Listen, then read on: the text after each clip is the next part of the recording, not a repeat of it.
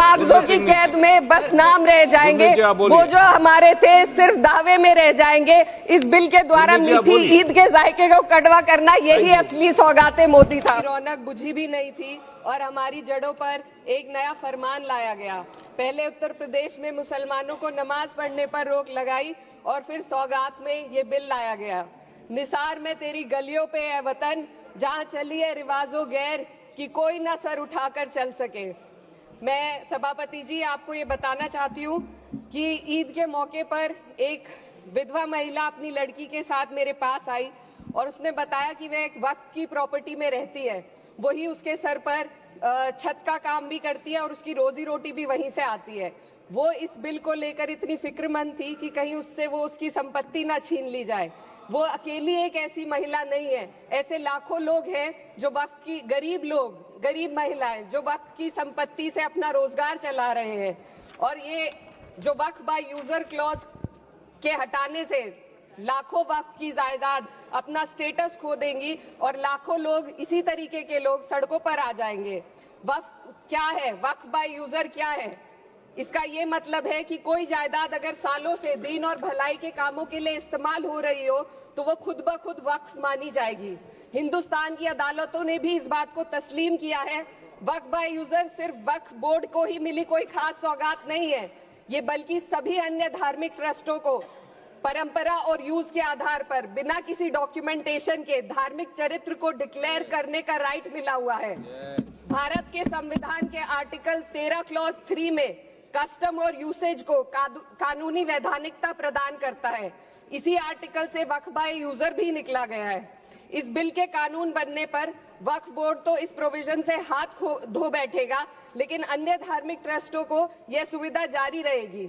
इससे भारतीय संविधान के आर्टिकल 14 और 15 का सीधा उल्लंघन है, जो धर्म और जाति के आधार पर भेदभाव और कानून के सामने सभी की बराबरी पर जोर देता है। मैं इसके साथ ये भी कहना चाहती हूँ कि सत्ता के लोग जो एक दूसरे की पीठ थपथपा रहे हैं कि वक्फ बाय यूजर का जो अमेंडमेंट इन्होंने दिया उसको एक्सेप्ट कर लिया गया है, लेकिन इनकी शरारत यह है कि उसके साथ ही एक ऐसा प्रोवाइजो इसमें शामिल किया गया जिसके आधार पर यह कहा गया है कि अगर कोई भी वक्फ की संपत्ति विवादित हो तो वो अपना वक्फ स्टेटस खो देगी। तो जो अमेंडमेंट इन्होंने दिया है जिसको एक्सेप्ट कर लिया गया है उसका कोई मतलब नहीं है, ये इनकी नीयत है जो साफ जाहिर हो रही है। सोने पर सुहागा एक काम और किया है, सरकार ने वक्फ की कानून के सेक्शन 107 को हटाकर लिमिटेशन एक्ट में 12 साल तक ही किसी के खिलाफ अदालत में जाने का प्रोविजन है। सेक्शन 107 में बोर्ड को लिमिटेशन एक्ट से राहत मिली हुई थी। वक्फ बोर्ड कभी भी अवैध कब्जाधारियों के खिलाफ अदालत जा सकता था। अगर ये सेक्शन ना हो तो अवैध कब्जा करने वाले लोग कानूनी प्रक्रिया का फायदा उठाकर वक्फ की प्रॉपर्टी को हड़प सकते हैं। अन्य धार्मिक ट्रस्टों पर भी ये लिमिटेशन एक्ट लागू नहीं होती, तो फिर वक्फ बोर्ड के साथ ये सौतेला रवैया क्यों किया जा रहा है? धर्म को देखकर दोहरी नीति क्यों अपनाई जा रही है? सेक्शन 107 और वक्फ बाय यूजर को अगर एक साथ पढ़ा जाए तो इससे लाखों वक्फ की प्रॉपर्टी पर कब्जा किया जाएगा। इसलिए ये बिल मुसलमान की भलाई का नहीं बल्कि उनके वजूद और विरासत को मिटाने का बिल है। हिंदुस्तान में बहुत सारे धार्मिक ट्रस्ट हैं जिसमें उस खास मजहब के लोग शामिल होते हैं और उसका इंतजाम करते हैं, और ये बात समझ में आने वाली भी है क्योंकि जो व्यक्ति अपने मजहब के रीति रिवाज को जितना अच्छे से समझ सकता है किसी अन्य मजहब का व्यक्ति नहीं समझ सकता। आर्टिकल 26 क्लॉज 2 के तहत धार्मिक संप्रदायों को अपने मजहबी इदारों के एडमिनिस्ट्रेशन का हक देता है, लेकिन वक्फ बोर्ड के बारे में इसको उल्टा किया जा रहा है। Sir 2 minute sir please 2 minutes.